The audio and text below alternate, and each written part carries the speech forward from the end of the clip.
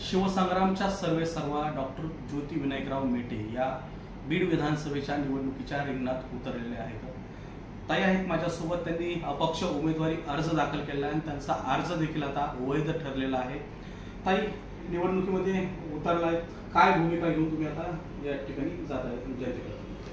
निवडणूक मध्ये उतरल्यानंतर म्हणजे आमचं नामनिर्देशन पत्र दाखल करणं हा पहिला टप्पा होता। आता दुसरा टप्पा असणार आहे की आपण या जिल्ह्यातील म्हणण्यापेक्षा बीड विधानसभा मतदारसंघातील जनतेपुढे शाश्वत विकासाचा मुद्दा घेऊन जायचा आहे।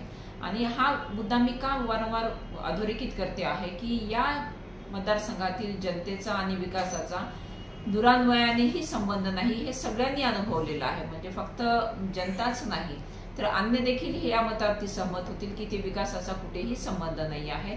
आणि एखाद्या मतदारसंघातील जनतेला किंवा तिथल्या सुज्ञ नागरिकांना मूलभूत सोयी सुविधा जर मिळत नसतील तरी मला असं वाटते की याच्या इतकी दुसरी कोणती दुर्दैवाची गोष्ट नाही। आणि नेमकं हे सगळं मोडून काढण्यासाठी आणि सगळ्यात महत्त्वाचं म्हणजे इथली प्रस्थापितांची मक्तेदारी, मग ती सगळ्याच अर्थाने असणारी मक्तेदारी मोडून काढण्यासाठी आम्ही सज्ज झालेलो आहोत। खरं पाहिलं तर तुम्ही राष्ट्रवादी शरद पवार गटामध्ये प्रवेश केला होता, सर्वांना अपेक्षा होती की तिकडनं तिकीट मिळाले, तर काय घडलं त्या ठिकाणी? तिकिटाचा काय विषय ठरला आणि आता अपक्ष निवडणुकीच्या रिंगणात आहात?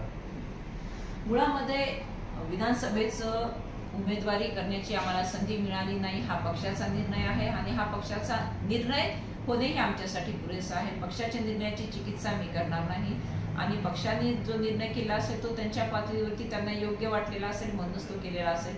परंतु ते करत असताना आम्हाला निवडणूक लढविण्यापासून परावृत्तही कुणी करू शकत नाही, कारण निवडणूक लढवण्याचा प्रत्येकाचा तो अधिकार आहे। आणि इथे बीड विधानसभा मतदारसंघामध्ये तर 2014 पासून सातत्याने मेटे साहेबांनी काम केलेलं आहे आणि फक्त काम केलेलं आहे मी असं म्हणणार नाही, त्यांच्या इतकी विकास कामं देखील कुणीही केलेली नाहीत। विकास कामं असतील, सामाजिक पटलावरची कामं असतील, त्यांच्या इतकं महत्त्वपूर्ण योगदान म्हणजे या मतदारसंघाचा लोकप्रतिनिधी नसतानाही त्यांनी दिलेलं आहे।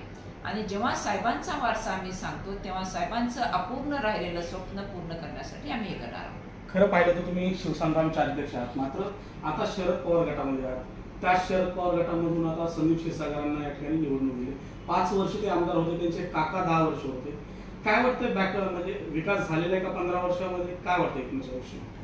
आपण फक्त एक बीड शहरामधनं सकाळी सकाळी फेरी जरी मारली ना तर या प्रश्नाची उत्तर आपल्यापेक्षा तिथली जनता देते। म्हणजे रस्त्यावर पसरणारं सांडपाणी, म्हणजे त्यांच्या घरातनं येणारं सांडपाणी, त्या सांडपाण्यातनं ती वाट काढत जाणारी लोक, दर 15-20 दिवसानंतर येणारं पाणी, ते पाणी का आपण पुरवू शकत नाही, वाढीव बीड हद्दीमधल्या लोकांना पाणी का मिळू शकत नाही, कचरा उचलणं जाणं, या सगळ्या इतक्या वरकरणी दिसणाऱ्या साध्या छोट्या गोष्टी आहेत, परंतु त्या देखील जर बीडकरांना पुरवल्या जात नसतील तर मग इथे विकास केलाय कुणी आणि कुणाचा, हा महत्वाचा मुद्दा आहे। विकास कुणाचा झालाय हा महत्वाचा मुद्दा आहे।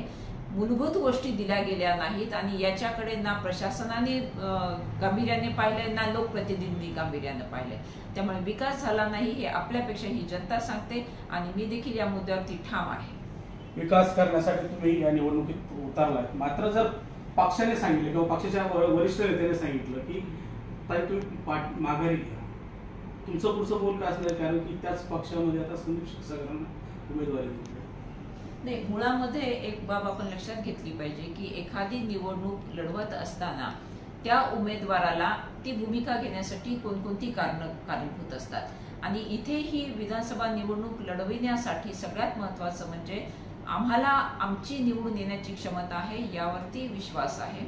आणि दुसरं, जनतेमधून म्हणजे आपण सगळ्यांनी अनुभवलेलं आहे, लोकसभेच्या वेळेला अनपेक्षितपणे जनतेमधून ही बाब समोर आली होती की ज्योती मेटेंनी इथे उमेदवारी करावी।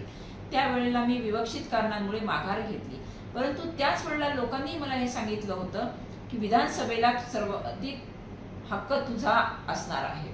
आणि आजही जेव्हा मी विधानसभा लढवू इच्छिते किंवा नाही या बाबतीमध्ये माझ्यापेक्षा जास्त जनता उत्सुक आहे। जनतेमधून पुन्हा पुन्हा मला हे सुचवलं जात आहे की आम्हाला या भागाचा लोकप्रतिनिधी तुझ्या रूपाने पाहायला निश्चितच आवडणार आहे।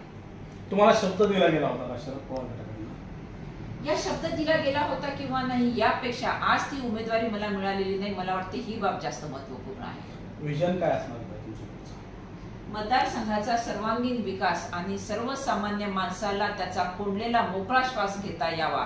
मी जेव्हा त्याचा कोंडलेला मोकळा श्वास म्हणते तेव्हा मी अनेक अर्थाने बोलते आहे आणि मला वाटतं हे इथल्या बीडच्या सामाजिक पटलावर फार महत्वाचं आहे. भयमुक्त आणि भ्रष्टाचार मुक्त बीड झालंच पाहिजे, जेणेकरून इथल्या बीडकरांचा श्वास सहज सोपा होईल. बीडकरांचा श्वास मोकळा करण्यासाठी तुम्ही रणांगणात उतरलेला, मात्र कुठंतरी उमेदवारीवरनं असा राजकीय कुठंतरी जो आवाज आहे मेटे साहेबांचा, शिवसंग्रामचा, तुमचा आवाज कुठेतरी दाबण्याचा प्रयत्न केला जातो. कारण की तिकिटाचा शब्द तुम्हाला दिला असल्याचं कार्यकर्त्यांनी बोललं होतं. लोकसभेला देखील त्याच घटना घडल्या. काय वाटतं एकूणच या सर्व विषयावरती? नाही, मुळामध्ये कसं झालंय की बऱ्याच जणांना असं वाटतंय की मेटे साहेबांच्या नंतर शिवसंग्राम क्षीण झालेली आहे किंवा संपलेली आहे. शिवसंग्राम क्षीण झालेली आहे किंवा संपलेली आहे असं म्हणणाऱ्यांना मला हे जाणीवपूर्वक हेतुपूर्वक सांगायचंय. कारण गेले काही दिवस मी हे सातत्याने अनुभवते आहे की विशिष्ट गोष्टी प्रकर्षाने मांडल्या जात आहेत ज्या पूर्णपणे निगेटिव्ह आहेत, परंतु हेतुपुरस्पर त्या मांडल्या जात आहेत. तर कुठलीही संघटना किंवा कुठलाही विचार हा संपत नसतो. आमच्यावरचा दुर्दैवी आघातच एवढा मोठा होता की आम्ही सगळे भावनिकदृष्ट्या कोलमडलेले असल्यामुळे आम्हाला त्याच्यातून पुढे येता आलं नाही. आणि मला वाटतं की राजकीय पटलावरती याच गोष्टी प्रकर्षाने पाहिल्या जातात की तुम्ही सध्या काय करत आहात, तुमचं उपद्रव मूल्य किती आहे, तुमचं उपयोगिता मूल्य किती आहे. आणि या कदाचित त्यांना ते दिसल्या नसतील, परंतु आपण म्हणाला त्या तथ्य आहे की शिवसंग्रामचा आवाज आणि to be more particular Beed विधानसभेमध्ये दाबण्याचा हेतुपुरस्पर प्रयत्न केला जातोय. हा आवाज मोकळा करण्यासाठी विजयाचा गुलाल तुम्ही उधळाल अशी आम्हाला 100% खात्री आहे. आणि मी एकटी ती खात्री आहे अशी म्हणत नाही, ही सर्वसामान्य जनता मला तो विश्वास देते आहे की ताई तो विजय तुझा आहे. म्हणजे ज्या दिवशी मी अपक्ष उमेदवारी अर्ज भरण्याचा निर्णय घेतला ना, त्या दिवशी माझा अक्षरशः इनबॉक्स फुल झाला होता.